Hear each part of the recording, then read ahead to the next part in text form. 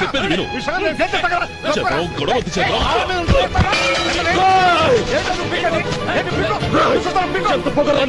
మా అన్నయ్య మీద చేయిస్తావా? నిన్ను చెప్పేది విను. గొడవద్దు శేఖర్, నా మాట వినరా. నువ్వు అన్నయ్య. నేనా?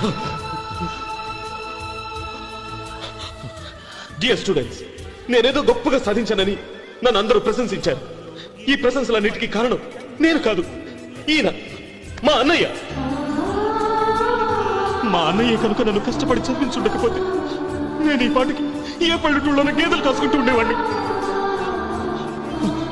ఈయన ముతక బట్టలు చూసే కదా అవమానించారు.